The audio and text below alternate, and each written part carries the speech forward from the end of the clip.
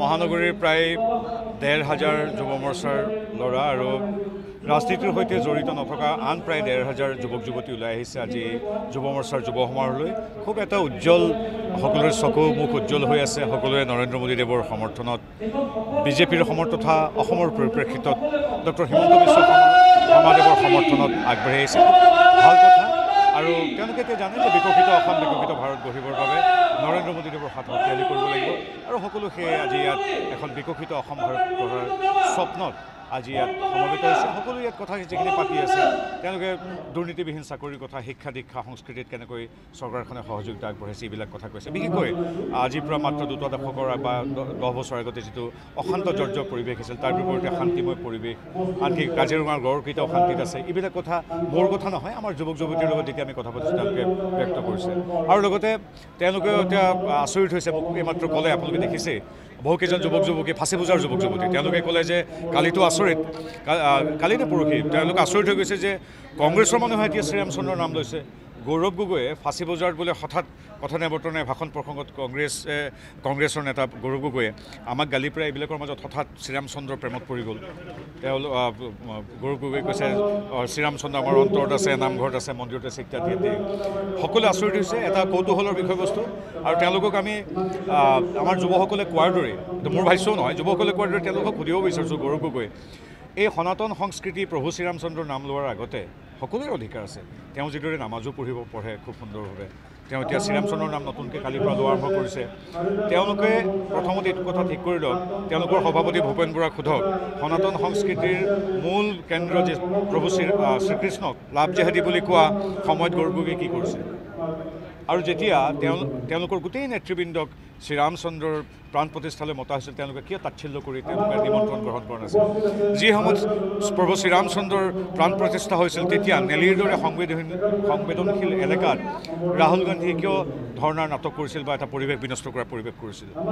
কংগ্ৰেছে, আমাৰ গৌৰৱ গগৈয়ে এইটো উত্তৰ দিলে হ'ব যে এতিয়া হঠাৎ তেওঁ দেখিছে যে সমগ্ৰ দেশৰ 140 কোটি মানুহ, প্ৰতিটো ভাষা ভাষী ধৰ্মাৱলম্বী লোকে প্ৰভু শ্ৰীৰামচন্দ্ৰৰ প্ৰাণ প্ৰতিষ্ঠাত আজি এটা মন মগজু আত্মা গভীৰ প্ৰশান্তি লাভ কৰিছে। এতিয়া কংগ্ৰেছে এটা কথা কওক, গৌৰৱ গগৈয়ে এটা কথা কওক, 2007 চনত তেওঁলোকৰ চৰকাৰে সুপ্ৰিম কোৰ্টক কৈছিল যে প্ৰভু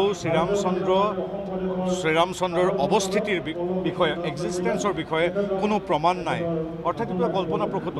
তেওঁ গোটেই সমগ্ৰ হাজাৰ বছৰীয়া যিটো আমাৰ সনাতন সংস্কৃতি, প্ৰভু শ্ৰীৰামচন্দ্ৰৰ যিটো সংস্কৃতি, তাক তেওঁলোকে কংগ্ৰেছে অফিচিয়েলি সুপ্ৰিম কোৰ্টত অগ্ৰাহ্য কৰিছে।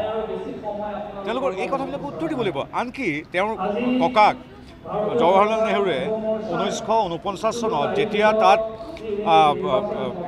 আমাৰ অযোধ্যাত যেতিয়া শ্ৰীৰামচন্দ্ৰৰ মূৰ্তিটো আছিল, তেতিয়া তাত কি কৈছিল? তেওঁ নিৰ্দেশ দিছিল পন্ত ডাঙৰীয়াক যে তাৰ পৰা সকলো হিন্দু মানুহক আঁতৰাই পঠিওৱা।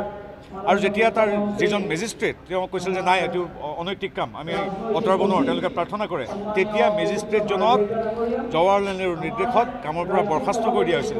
গতিকে সেই এতিয়া নহয়, জৱাহৰলাল নেহৰুৰ দিনৰ পৰা কপিল চিব্বালৰ দিনলৈকে, ছোনিয়া গান্ধী, মনমোহন সিঙৰ পৰা ৰাহুল গান্ধীৰ দিনলৈকে সকলোৱে কেৱল আমাৰ শ্ৰীৰামচন্দ্ৰৰ প্ৰতি যিটো সন্মান, সেইটোক সদায় তেওঁলোকে তাচ্ছিল্য কৰিছিল। 2007 চনত পুনৰ কৈছোঁ, সুপ্ৰিম কোৰ্টত তেওঁলোকে শ্ৰীৰামচন্দ্ৰৰ কোনো ধৰণৰ প্ৰামাণিক তথ্য নাই বুলি আমাক তাচ্ছিল্য কৰিছিল, অগ্ৰাহ্য কৰি সুপ্ৰিম কোৰ্টক জনাইছিল। আজি হঠাৎ টানত পৰি আজি গৌৰৱ গগৈয়ে শ্ৰীৰামচন্দ্ৰৰ নাম লৈছে, কিন্তু আমি ভাল পাইছোঁ। সনাতন সংস্কৃতিক সেৱা কৰাৰ অধিকাৰ তেওঁৰো আছে।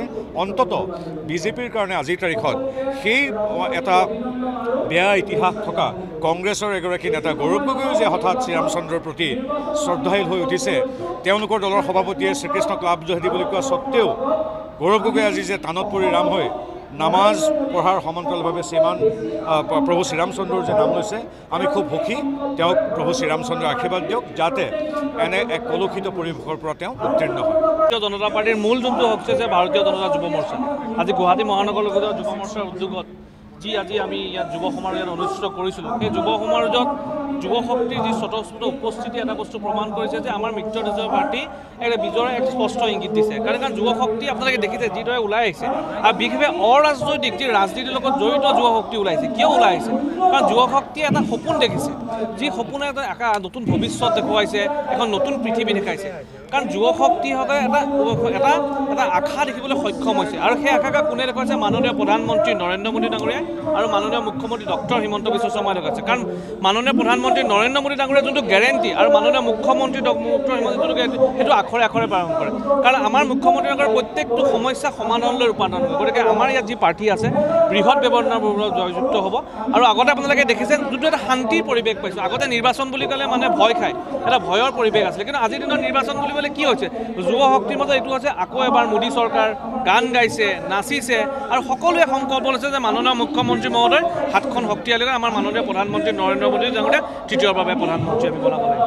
আজি নিৰ্বাচনৰ প্ৰাকখনত ভাৰতীয় জনতা যুৱ মৰ্চা গুৱাহাটী মহানগৰ জিলাৰ উদ্যোগত এই বিশাল যুৱ সন্মিলন আমি আয়োজন কৰিছোঁ। আৰু ইয়াত আমি আশা কৰা ধৰণে প্ৰায় 3 সহস্ৰাধিক আমি যুৱক যুৱতী, আৰু এইসকল ভাৰতীয় জনতা পাৰ্টি বা ভাৰতীয় জনতা যুৱ মৰ্চা কোনো কাৰ্যকৰ্তা নহয়। এওঁলোক স্বতঃস্ফূৰ্তভাৱে আমি তেওঁলোকৰ সৈতে যোগাযোগ কৰিছিলোঁ, আৰু তেওঁলোকে আমাৰ লগত বহু দিনৰ পৰা যোগাযোগতো আছিলে। আৰু ভাল লাগিছে যে আজি যুৱ প্ৰজন্ম ওলাই আহিছে। এইটো কাৰণে বিশেষভাৱে ভাল লাগিছে যে ৰাজনৈতিকভাৱে আজি যুৱ প্ৰজন্ম সজাগ হৈছে। আজি যি তথ্য প্ৰযুক্তিৰ এই যুগত ৰাজনৈতিকভাৱেও বা সামাজিকভাৱেও যেতিয়া যুৱ প্ৰজন্মৰ মনত বা তেওঁলোকৰ মাজত যেতিয়া সজাগতা দেখিবলৈ পাওঁ যে কি হ'বলৈ গৈ আছে দেশখনত, এইবিলাক দেখিলে ভাল লাগে। আৰু আজিৰ এই সন্মিলনখন আমি যথেষ্ট সফল, অকল যুৱ প্ৰজন্মৰ বাবে আৰু তেখেতসকলৰ উপস্থিতিৰ বাবে। আৰু আপোনালোকক সংবাদ মাধ্যমকো আমি বিশেষভাৱে ধন্যবাদ জ্ঞাপন কৰিছোঁ। কেৱল আজিৰ বাবেই নহয়, প্ৰতিটো দিনাই ভাৰতীয় জনতা যুৱ মৰ্চা গুৱাহাটী মহানগৰ জিলাৰ লগত আপোনালোক আমাক সহায় কৰি আছে, দিহা পৰামৰ্শ কৰি আছে, আৰু এনেকুৱাতে আপোনালোক আগে পিছেও বা ভৱিষ্যতলৈ আপোনালোক আমাৰ লগত থাকিব। ধন্যবাদ। এইবাৰ নিৰ্বাচনত সবাতোকৈ গুৰুত্ব দিয়া হ'ব আপোনাৰ মতামতক। লাইভত আপুনি জনাওক আপোনাৰ প্ৰিয় নেতা কোন।